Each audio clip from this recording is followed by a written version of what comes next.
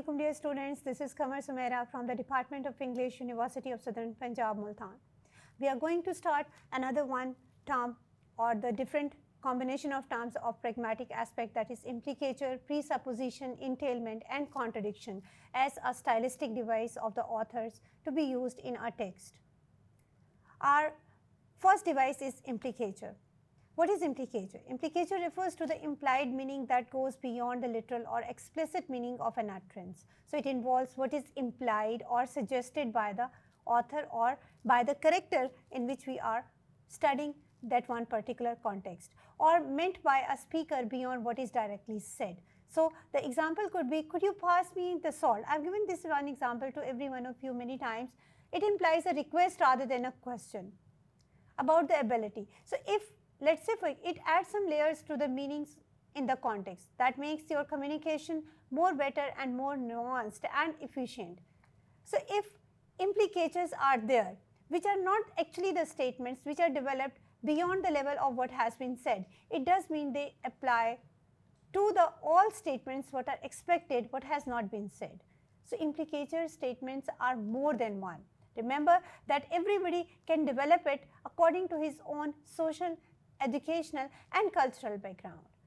So if we watch, for example, if we watch an advertisement and we want to look for the implicature or the implied idea that one advertisement suggests, we would definitely say that we all will be using the context in which we are living in, and then we put the all personal experiences onto that one advertisement, and then we develop the meaning out of this one advertisement. You may take an example of the advertisement of Fair and Lovely. We all predict that this is all about, the advertisement is all about to let your all women to get beautified for some reason. That could be the daily use, for the daily use, or to make it implied that it could be used by the youth, by the young girls or by the aged women as well. But the implied meaning, if you believe, it implies the idea that without having a fair complexion, you could never be a successful woman. This is one statement that I might could have developed it from the different advertisements watching on Fair and Lovely. That is now Glow and Lovely. So it's all dependent on what do you believe. As per your educational, I said social and cultural background, and implicatures are always developed through your presuppositions. Remember that implicature is an idea that is developed because you have something presupposed in your mind. So what is presupposition? Presupposition is an assumption that is taken for granted in an utterance which must be accepted as true for the utterance to make sense, and this is our truth conditional theories aspect in semantics. That presupposition are all the truths, are all the great facts within the given statement that we already know before listening or before reading that one. Example could be, for example, have you stopped cheating on your exams? Presupposes what? That the person has been cheating. It can be used to subtly influence the direction of a conversation or argument.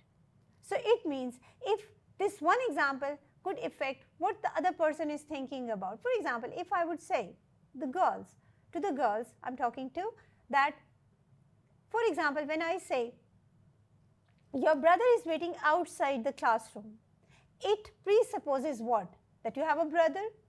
It also presupposes that you have a sibling. It also presupposes that someone is waiting outside and you should go now.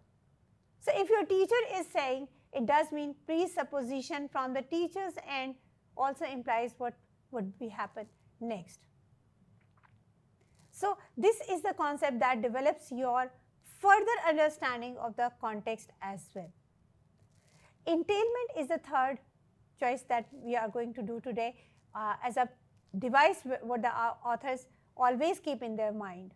Entailment is a relationship between two sentences where the truth of one sentence requires the truth of another one. So it means the two statements would always be connected and would be following the truth condition if they lie together. If the first sentence is true, the second must also be true. For example, John is a bachelor entails what? That John is unmarried. So if it creates and it helps out in understanding the logical structure and implications of the statements. I could not say that I am sleeping and eating an apple. Why? Because my one sentence cannot give the truth to the other statement which I said next to it. So the statements are always logically drawn and connected through the device of entailment. Presupposition was the idea, remember, and entailment is your structural feature in the text. The fourth device we have to do is contradiction. The contradiction occurs when two statements cannot both be true at the same time. So it's not like I just have said I'm sleeping and eating an apple. If I'm saying definitely the two sentences are contradictory, they do not have entailment, but they are contradictory. It is raining and it is not raining are contradictory statements. Like you must have listened the paradoxes. It's the best of times, it's the worst of times. Both cannot be true, but it does mean the balance is created when some such statements are always spoken or written in some way. What are the effects of all these statements on the consciousness of a reader or a listener? It emphasizes the points or creates irony and paradox in communication. The uses in our stylistics is the use of characterization, theme, development, finding irony and sarcastic statements, the reader's engagement to be created. So it means it's all about at the intention of your author that what he actually wants to create. Contradictions, entailments, presuppositions, paradoxes, all the things are created thematically that enhances the understanding of the text, themes and messages. What is the literary appreciation of all these devices? These devices enriches what? Enriches our understanding what the text is about the what text context it is all about and what actually the writer's point of view is there in the given text. So it means if he himself is contradictory in his thoughts, we are unable to predict what we should understand. If the entailment is not correct, what is the reason for not correcting it? That develops definitely your contradiction ultimately. So let's say for example, in Shakespeare's Macbeth, Macbeth's ambition to become king entails the murder of King Duncan. It highlights the logical consequences of Macbeth's actions and desires. So what does it mean? It analyzes the devices that helps in uncovering the deeper meanings and implications in a text. That reveals the character's traits, motivations and relationship. It also enhances the understanding of the text, themes and messages I have already told you. So creating the theme and creating the all structures in the given text is all about your author's intention and the way he expresses his all views, all his ideas, definitely dependent on the devices what he is using. We did some of the figurative devices and today we did some of the semantic devices or the semantic terms which are applied within the given text and we do not have its apparent structures, but we are exploring it through the language use and through the use of themes in the given text.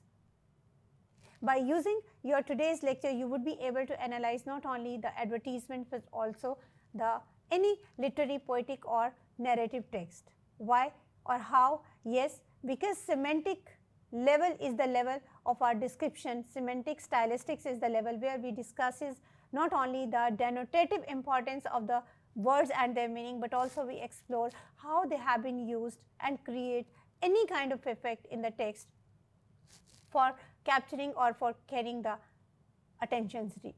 reader's attention. Well, this is all about our today's discussion. Hope you understand. We'll talk about it more in our next lecture. So stay tuned with us.